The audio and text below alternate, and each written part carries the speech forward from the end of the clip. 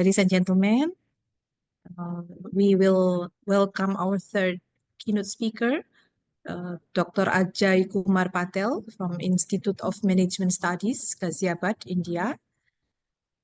Dr. Ajay Kumar Patel is the professor and dean research at IMS Ghaziabad. He brings over 16 years of experience to his role. He is a passionate educator, researcher, and academic leader who emphasizes the importance of data modeling and analytics in developing decision-making skills for future finance professionals.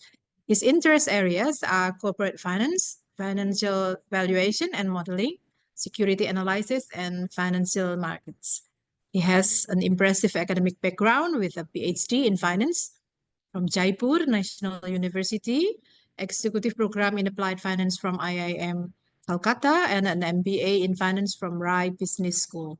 And currently, he is doing his second PhD at IIT Delhi.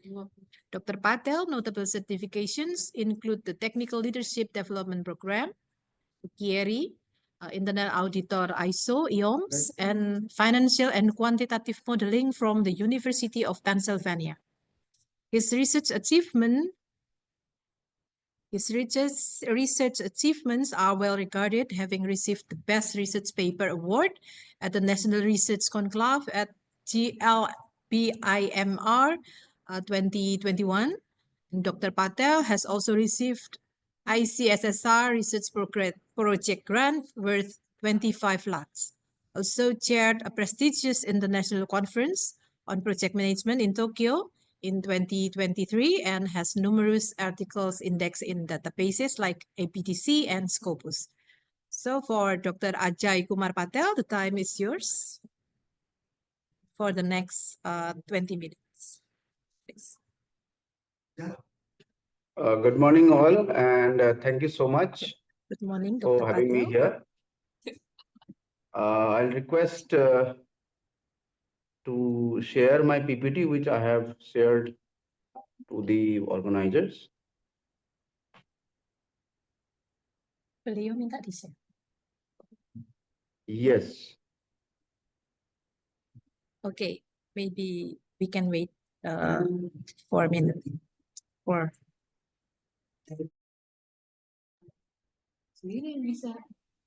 I audible? Okay, yes, we can hear you. Okay, thank you so much, Thank you. Madam Moderator, Miss Dr. Indira, and good morning to all participants in Indonesia. I am Dr. Ajay Kumar Patel from IMS Ghaziabad. It is Institute of Management Studies in Uttar Pradesh, India. And I'm very happy to be invited at this conference, which is fourth WIMAYA. If I want to spell it, it's WIMAYA Karta. So I very much appreciate the name of the conference, which is very much aligning with the theme community-centric management, aligning organizational goal with social needs. My earlier speakers very aptly mentioned that how it is important in current times that the organizations not only focus on their own growth or profitability, rather it is the time that we take care of our society, our environment, our ecology. Correct? So my presentation will try to discuss one of the very good paper on community-centric management, proposing theory or a strategy that how organizations should try to include community along with their profitability and growth. Can we go to the next slide?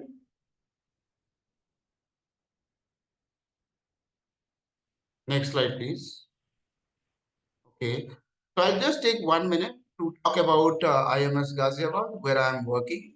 So IMS Ghaziabad is a research-driven institute in India, in Uttar Pradesh, with 35 years of academic legacy. The institute offers postgraduate and doctoral program in management, which is approved by AICTE, which is a approval statutory body in India. And our programs are also accredited by national and international bodies like EOMS, NBA, AIU, and we are a proud member of AACSB.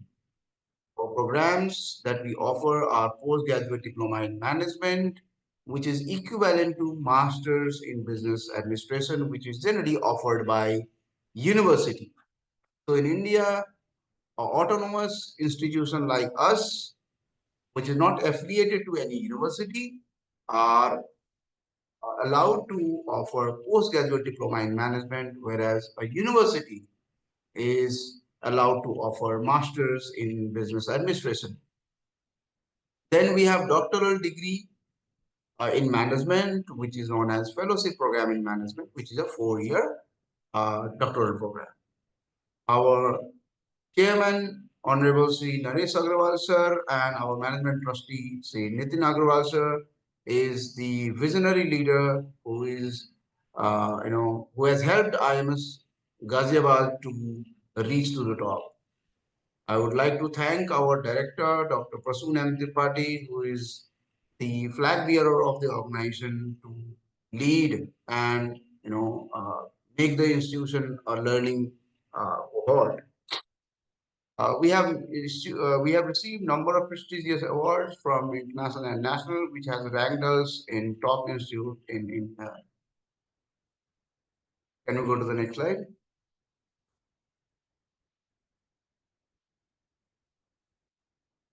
Next slide. Yes. So I think I'll skip this slide wherein you have already introduced me.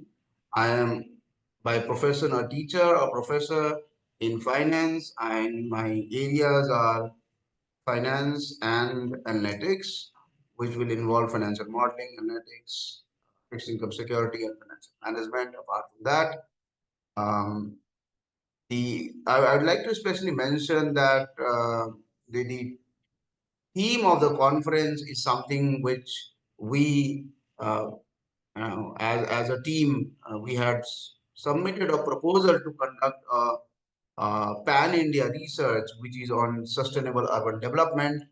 Obviously, it is more of government scheme, how governments are, Indian government is trying to make the cities in 100 cities in India a sustainable city. Right. Next slide, please.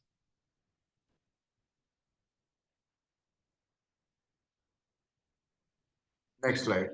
Okay.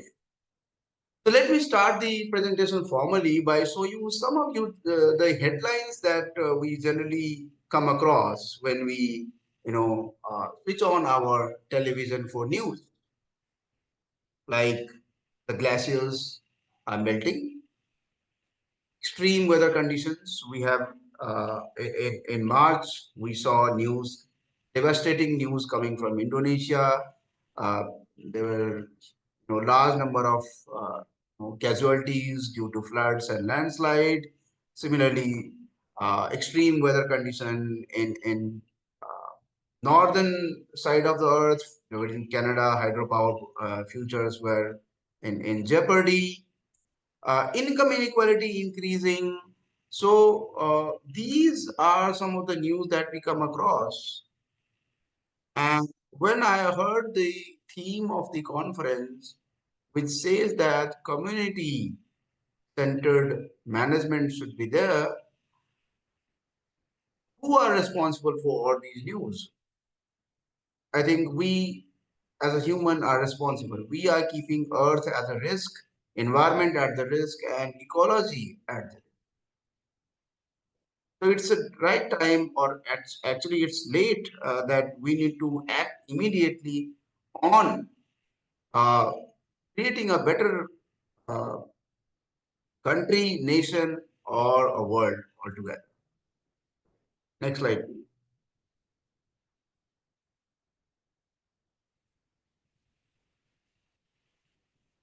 Yes. So there are two charts, or I'd say diagram, which I think we need to ponder upon. So based on the news that we currently see, what we generally, can do is, if we cluster all these problems, these problems are generally related to humankind, first of all, because as a human, we are very greedy. We want to save ourselves first. And I think we cannot deny the fact that, uh, this is something we are more, fascinated about, how we are safe. Second, we come to think of the ecology. That means other animals, right? Third, we talk about economy. We talk about, equality of income. We talk about growth of our country. We talk about growth of our world. Societal problems. So we come across a lot of, disparities, lot of um, discriminations, you know, crimes going on in the society. So the news are related to that. Okay. And finally, the most common problem we come across, whether it is in summer season or winter season, it's all about environment. What are the solutions? Well, I have not kept, no, in the next slide, previous slide only. Previous slide, last slide, please.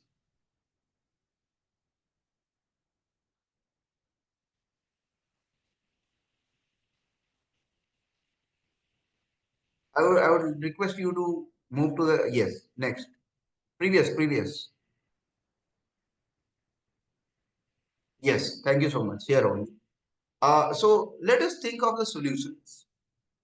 And let me tell you, the solutions that I have written down here are those solutions which are very common,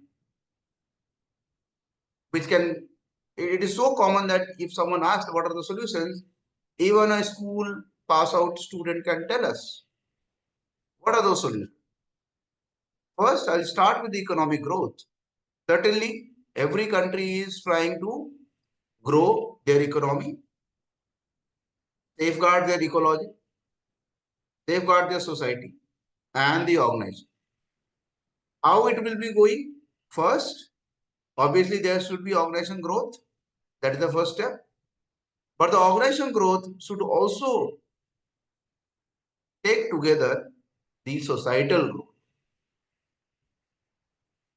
Finally, the society growth cannot be possible if we neglect the ecology,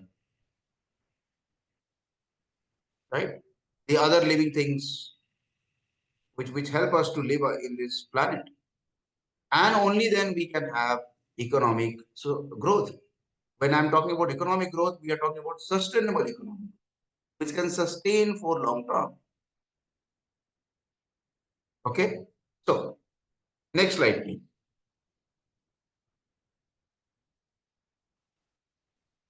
Okay, now this is something which is based on research and it is published in Governance Principle of Community Center Conservation in Post 2020 as a global biodiversity framework.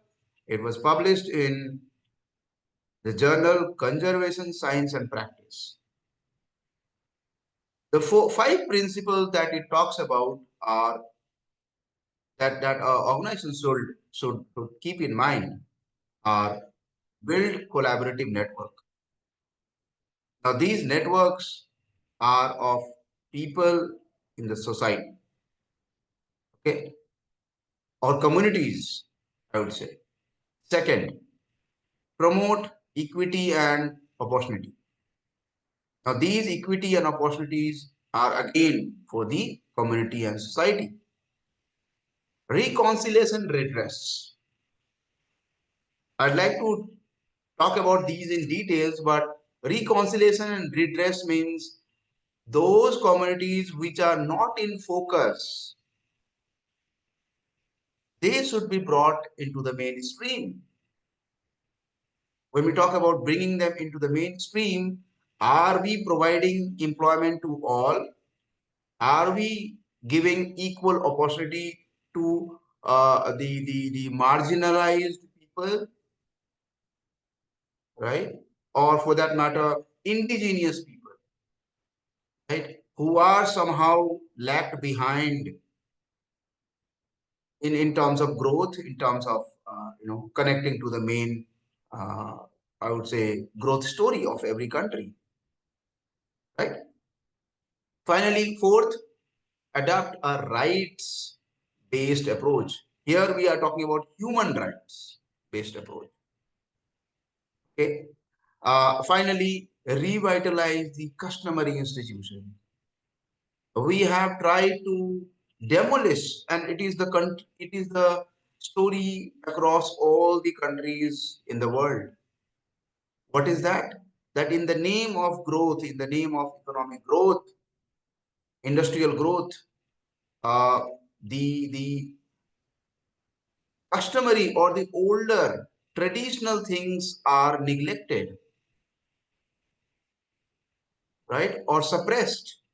They are not promoted, right? So it's the time that we think that organization should take steps to revitalize the customary institution.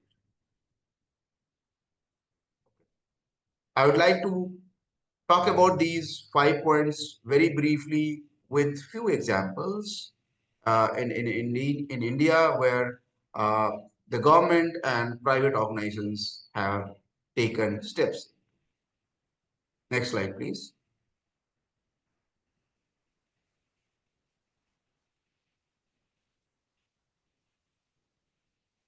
So the first thing uh, about the framework is about building collaborative network, promoting equity and opportunity, and reconciliation and redress. These 3 points are interconnected to each other. So when we are talking about collaborative network in the community, automatically we will promote equity and opportunity to all the people in the society, the community, right? And the reconciliation. So what do we mean? Every organization should include the community, local indigenous people to co-produce conservation solutions that provide social and economical outcome and growth. That means the organization should find out solution to save ecology, save biodiversity, right? And it cannot be possible without including community or society. Okay. So automatically, what you are doing, you are being collaborative, you are providing equal opportunity, and you are trying to solve those problems which were earlier not. Okay. Second, refraining conservation action for Okay. equal opportunity. Uh, So just now we, sorry, yes. Dr. Patel, you have only 3 minutes left to present your uh, Okay, no issue. slides. No issue. Okay. I'll keep that in mind, madam. So in India, we have seen fintechs coming forward and including society. How is that? So we talk about collaborating SHGs and micro enterprises. So SHGs are self-help group, which is a community based group, which includes more of females and unskilled people to include in traditional businesses, right, like handicrafts. So the people are provided microfunds from the government, and let me tell you, Indian government has started Jan Dhan Yojana. Now, when we talk about Jan Dhan Yojana, it's all about opening bank account of all the public.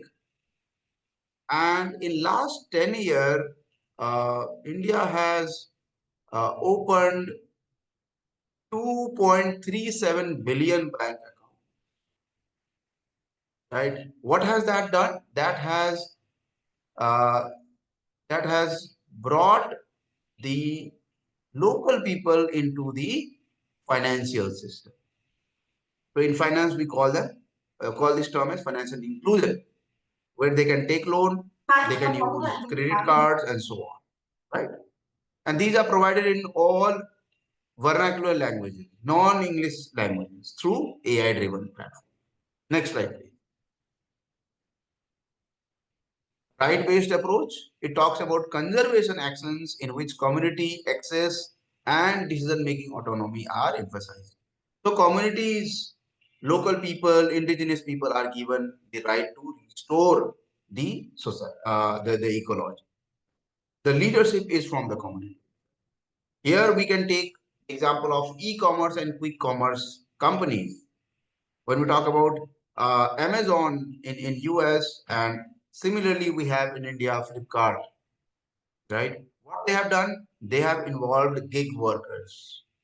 The welfare programs are there so that every individuals are looked upon, they are cared, and they don't feel that they are neglected.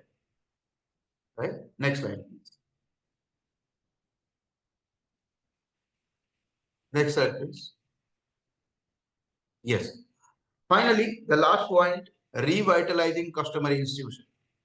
It is to provide legitimate adaptive strategy for the benefit of biodiversity and compensation to the people of indigenous community to save those land and culture, because we cannot ask local people that okay, you save your community, you save your tradition, you save your forest. Rather, government and private organizations should come forward and show them the right way. That okay, if you are protecting this, you are going to benefit because they have their own livelihood, right? So there should be a reinstitution of rights of land and resources in the areas. And let me tell you, once I visited Indonesia, I saw Indonesian government has also taken the right way of protecting their communities and their traditions or their forest, right? And in India, we can take example of Amul Dairy Limited, which is a dairy leading dairy company in India, which has partnered with local farmers, wherein they buy their milk and milk products and also try to recycle their waste. Next slide. This is just you know data which shows that how fintechs, quick commerce companies, food tech, and e-commerce are growing leaps and bounds by adopting community-based management. Right? Blinkit, again a quick commerce company, it is growing 25% quarter-on-quarter growth. Food tech company like Zomato and Swiggy, it has already growing by double digit, which has very short history, might be maximum 5 years, right? How they have started. Flipkart competing with Amazon. Amazon has also marked their presence in India, but it is getting tough competition from Indian companies like Flipkart, and for that matter, even there is another company called Reliance Smart. Fintech companies are leading the way by growing by 66% year on year, wherein every individual have mobile phone and they can do digital transactions. And India is proud to share that we are the leader in digital transaction in terms of crossing even China and US. Right. Next slide, please. I'll just try to conclude. Last slide. So why institutions should invest in these community-based initiative? Because the objective is organizations are supposed to be perpetual in nature, right? Which I teach in my finance class. perpetual. That means it should be long term, right? So long term value creation should be the portion. And these are through strong brand loyalty, reduced regulatory risk. That means government should support you. Enhance employee satisfaction. People who are working there are employed. They should feel that they are being taken care of, right? And the investors who have put money in the business should feel confident that okay, my money are in safe hands. So I'll be open to take questions um, from the audience. Here I finish my presentation, and I would thank the presenters who have allowed me to share the presentation on community-centered management approach, especially in the Indian context, how we have included that in the practice.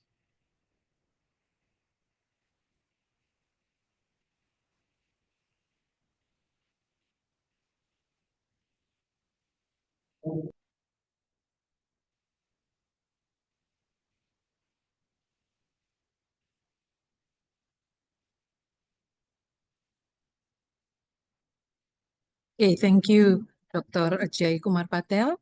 And we have several questions for you. The first one is, what role do local communities play in conserving natural resources, and how can their traditional knowledge contribute to effective conservation strategies? So, first of all, when we talk about local communities and their role, it differs from what resources they have. When we talk about local communities, let me take example of West Bengal in Sundarban. It's one of the famous natural habitat between at the border of India and Bangladesh, wherein the community has helped to protect the Sundarban, which is a very well biodiverse, diverse ecology, wherein we have mangroves and the famous Royal Bengal tiger, uh, habitat. So the locals have taken initiative to safeguard those land by promoting tourism in those areas and by requesting or integrating the government initiative to build community-based forests and the agriculture lands in the respective areas, right? And also to not forget, because it is one of the densely populated area in terms of wildlife, primarily leading by Royal Bengal tiger, the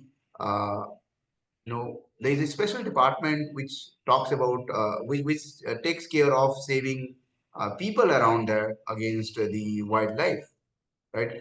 Similarly, we have number of biodiversity uh, natural parks in India, which are protected by the local communities. And what do they benefit? The people working there are recruited as a full-time employee. They are compensated for that.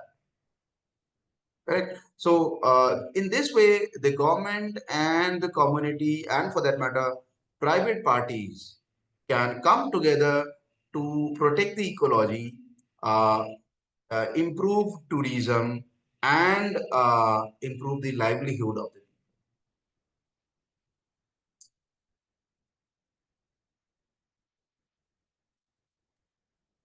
Okay, we move next to the next question.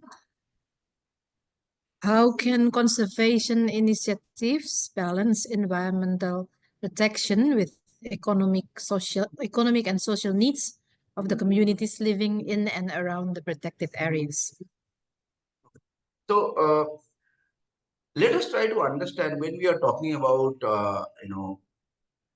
the conservation of environment, we again are, as a human, we are being selfish, I would say. Why is that? Because why we have taken this initiative of conserving environment? Because now we are at threat. We are experiencing this extreme weather conditions. Like the earlier speaker who was from Sri Lanka, he shared that how the the ocean waters at extreme ends are being hot and cold at the same time, right? Why is that?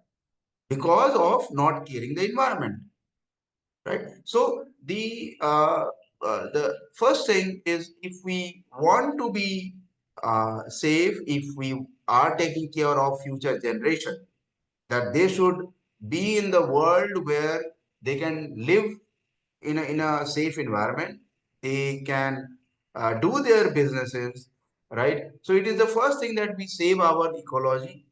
And once we are saving our ecology, once we are saving our biodiversity, then only the environment can be saved, right? Simply by cutting down CO2 will not save the environment. Although I'm not against cutting down the CO2, but we need to maintain biodiversity. And it's very popular saying in across the world that, let us take an example of the honeybee, very small insect. If the world is without honeybee, the humankind will not survive for next 10 years, because the honeybees are responsible for the pollination of the plants. Once the plants are not producing fruits and vegetables, humans will not survive for obvious reason, right? So it is very important that we save our ecology, environment, so that we can continue to do business. When I say we as an individual, we as a business leader, we as a political or country leaders. Okay, thank you, Dr. Patel. It's quite extraordinary for the Thank you so presentation. much. Thank you very much Pleasure all mine. for your time.